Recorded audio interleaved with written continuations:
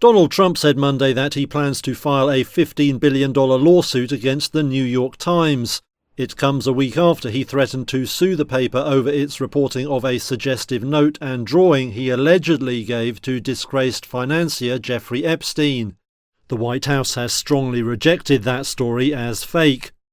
In a social media post, Trump said, "Today I have the great honor of bringing a $15 billion defamation and libel lawsuit against the New York Times." The president has accused the newspaper of lying about him, his family, and businesses. He says it also spread falsehoods about Republican-led movements and ideologies, including his own Make America Great Again. Trump said the suit would be filed in Florida, but offered no further details. The New York Times did not immediately respond to a request for comment on the case. $15 billion. Let's just pause on that number for a second. That's not a lawsuit, that's a sequel to The Wolf of Wall Street. That's the kind of money you imagine when you ask a 5-year-old, "How much do you think the moon costs?" and they shout, "$1 bajillion." Except in this case, it's not a kid, it's Donald Trump, and instead of moon rocks, he's going after the New York Times. Yes, you heard that right. The former president, the man who once promised to open up the libel laws, has slapped the Gray Lady with a lawsuit that could make even Jeff Bezos sweat. And he's not stopping at the Times. Penguin Random House and 3 reporters are in the crosshairs too. His claim? They destroyed his reputation and tanked his media empire with a book so scathing, he's basically calling it a financial missile aimed straight at Trump Tower. The lawsuit asks for $15 billion in damages. To put that in perspective, that's larger than the GDP of some entire countries. If Trump wins, he could literally buy Greenland and still have enough left over to build a solid gold golf course on it. But let's zoom out. This isn't just another Trump headline. This is a story about power, the press, and the very definition of free speech. Trump has been fighting a never-ending battle against what he calls fake news since before his 2016 campaign. Every tweet, every rally chant of enemy of the people, every time he shouted wrong at a debate, it's all been part of a war of attrition against mainstream media. And now the battlefield has moved to the courts.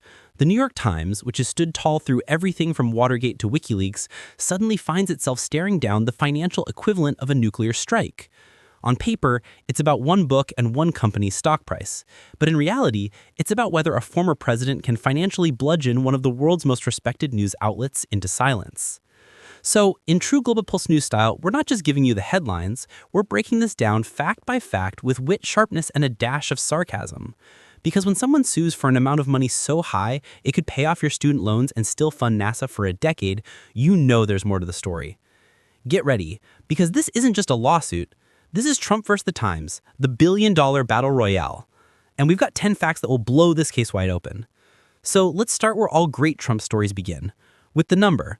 And in this case, the number is so jaw-droppingly huge, it deserves its own zip code. Let's be real. Lawsuits usually come with numbers that sound big to us normal people, like $10 million, or maybe $100 million if someone really went wild with their calculator. But $15 billion? That's not a lawsuit, that's a Vegas jackpot fantasy. That's the kind of number you throw out when you want headlines, not settlements.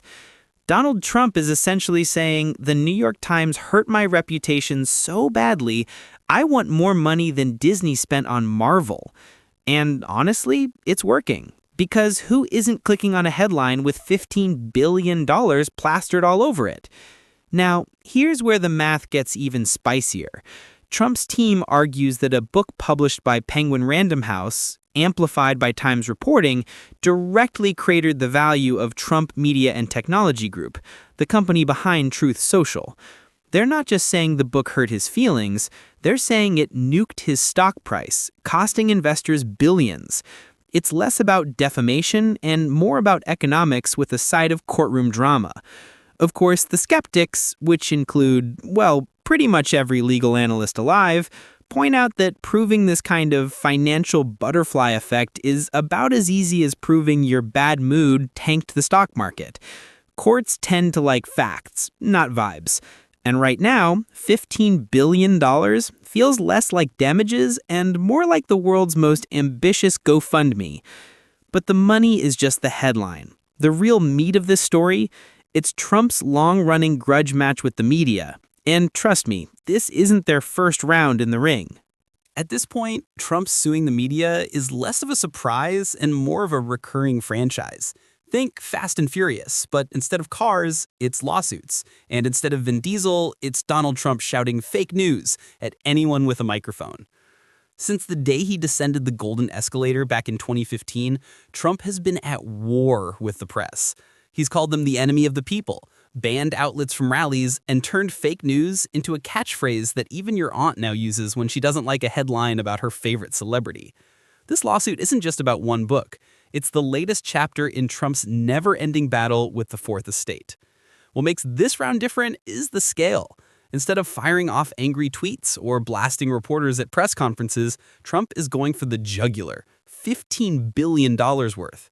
It's legal warfare on a level that makes his past beefs with CNN or NBC look like playground squabbles. But here's the irony. Every time Trump attacks the media, he ends up giving them more oxygen. The lawsuit that's supposed to punish the Times is the very reason you're hearing about the Times right now. He's essentially saying, stop talking about me, while making sure the world never stops talking about him. Classic Trump. But who exactly is in the crosshairs this time? Spoiler, it's not just the New York Times. Trump's swinging at publishers and journalists too, like a courtroom version of whack-a-mole. So, who made Trump's legal dartboard this time? At the very center, you've got the New York Times, the paper of record, the Gray Lady, the publication he's loved to hate for decades. But Trump didn't stop there. Nope, he widened the net to include Penguin Random House, the publishing giant that released the offending book, and 3 reporters who worked on the Times coverage. It's like Oprah handing out lawsuits. You get sued, everyone gets sued. The book in question, Lucky Loser, didn't exactly paint Trump as the business genius he wants remembered in marble statues. Instead, it dug into his finances, his ventures, and his political brand with the kind of detail that makes lawyers salivate and PR teams panic. Trump argues that by publishing and amplifying these claims, the Times and Penguin Random House didn't just hurt his feelings. They orchestrated a full-on character assassination. And let's not forget the reporters. Trump's legal team named them personally, which means this isn't just a corporation-to-corporation slugfest. Real journalists are on the line here, staring down the kind of lawsuit that could drag on for years and cost fortunes to fight. But here's the kicker. Suing reporters individually doesn't just raise the legal stakes. It sends a message. It's Trump saying, if you write about me and I don't like it, I'll see you in court. And that brings us to the book itself, the one Trump says caused billions in damage. What was in those pages that triggered a $15 billion meltdown? Let's crack the spine. Every great feud has its spark, and in this case, it wasn't a tweet, a speech, or even a leaked recording. It was a book. The title? Lucky Loser. And no, that's not a motivational memoir about learning from failure. It's a deep dive into Trump's finances, his media empire, and the roller coaster stock market ride of Trump Media and Technology Group. Think of it as the literary equivalent of pulling back the curtain on The Wizard of Oz, except instead of finding a little man in green, you find accountants, SEC filings, and allegations that Trump's business brilliance may not be as bulletproof as advertised. The book made bold claims, specifically that Trump Media's stock price was inflated by hype rather than hard numbers. That's the sort of thing Wall Street investors take seriously, and Trump argues it triggered a cascade of financial damage that wiped out billions in value. Translation, the book didn't just bruise his ego, it allegedly hit his wallet. But here's the irony. By suing over the book, Trump gave it the best marketing campaign a publisher could dream of. Sales spiked, coverage spread, and suddenly Lucky Loser was in everyone's Amazon cart. The attempt to bury it just made it bigger. Classic Streisand effect. But for Trump to win, it's not enough to say the book was mean or even misleading. He's got to prove something much tougher, and that's where a little phrase called actual malice comes into play. Here's the part where lawsuits against the media usually go to die, the actual malice standard. No, it's not a Marvel villain. It's the legal hurdle created by the landmark 1964 case New York Times versus Sullivan. And if you're a public figure, which last time I checked being a former U.S. president qualifies, you've got to clear this hurdle if you want to win a defamation suit. So what does actual malice mean? Basically, Trump's team has to prove that the Times, Penguin Random House, and those reporters knowingly published false information or, at the very least, recklessly disregarded the truth. Not just sloppy, not just critical, we're talking deliberate smear campaign levels of intent. That's a high bar. So high, most defamation lawsuits by public figures never make it past the first round. Courts have consistently sided with the press, arguing that the free flow of information is more important than shielding famous people from bruised egos. Trump, of course, sees it differently. He's argued for years that libel laws are broken and should be tougher, and this lawsuit is his latest and boldest attempt to challenge that legal standard. But unless his lawyers have smoking gun evidence that the Times and the publisher knew they were lying, this case may hit the same wall as all the others. Still, Trump insists the book didn't just trash his name, it trashed his business. Which brings us to fact 6, the stock market drama behind this $15 billion price tag. If you ask Trump, this lawsuit isn't just about bad press. It's about bad numbers, specifically the stock market numbers of Trump Media and Technology Group, or TMTG, the parent company of Truth Social. In the lawsuit, Trump argues that the book Lucky Loser and the Times coverage didn't just throw shade at his reputation, they launched a financial missile that cratered his company's value. Now, here's where things get spicy. TMTG has always been, let's say, volatile. The stock has swung harder than a teenager's mood swings, fueled less by earnings, spoiler, there aren't many, and more by hype, politics, and Trump's own star power. So when Lucky Loser painted the company as smoke and mirrors, Trump says investors panicked and billions evaporated. Of course, Wall Street analysts aren't so sure. Stocks dropped for all kinds of reasons. Market jitters, earnings reports, interest rates, even a stray Elon Musk tweet. Proving that one book was the butterfly that caused this hurricane, that's the legal equivalent of blaming one bad Yelp review for your restaurant going bankrupt. But that's Trump's case. His company was soaring, then the media clipped its wings. And if the court buys it, suddenly that $15 billion price tag doesn't look like random math. It looks like payback. But here's the thing. This isn't Trump's first rodeo with the press. In fact, he's been suing news outlets left and right lately. And that brings us to fact 7, the bigger legal blitz. If you thought the $15 billion lawsuit against the Times was a one-off, think again. Trump has been carpet bombing media outlets with lawsuits the way Oprah hands out cars. You get sued. You get sued. Everybody gets sued. In just the past couple of years, Trump has gone after CNN for $475 million, The Washington Post, The Wall Street Journal, CBS, Paramount Global, and even smaller outlets for coverage he claims was defamatory. His legal strategy is simple. If you criticize him, you might find yourself staring down a subpoena. Now, here's where it gets interesting. Most of these lawsuits haven't gone anywhere. Courts keep pointing to that same pesky actual malice standard. But winning might not be the only goal. Some legal analysts argue Trump's barrage of cases is less about collecting damages and more about chilling effect, making reporters think twice before hitting publish. It's like telling the press, write about me if you dare, but don't be surprised if you end up in court for years. And hey, even if the cases get dismissed, they still make headlines. Trump gets to claim he's fighting back against fake news, and his supporters eat it up. In a way, the lawsuits are both legal action and political theater. But while Trump is busy suing everyone in sight, the New York Times isn't rolling over. In fact, their response has been nothing short of defiant. If Trump thought the New York Times was going to curl up and beg for mercy, he picked the wrong newsroom.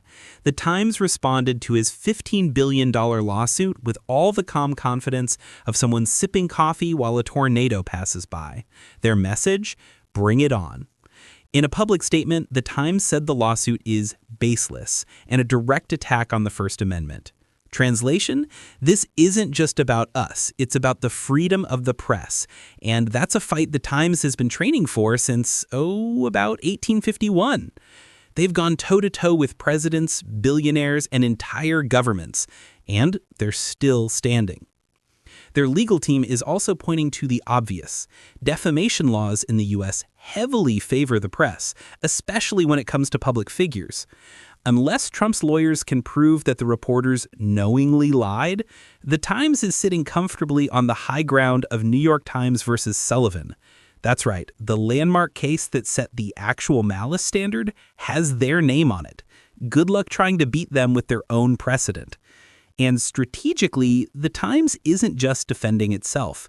By framing this as a battle over free speech, they're rallying other media outlets and public opinion to their side. Nobody in journalism wants a precedent where billionaires can nuke critical reporting with a single lawsuit. But here's the kicker. This lawsuit isn't just legal, it's political. And for Trump, that may be the most important battlefield of all. Let's be honest.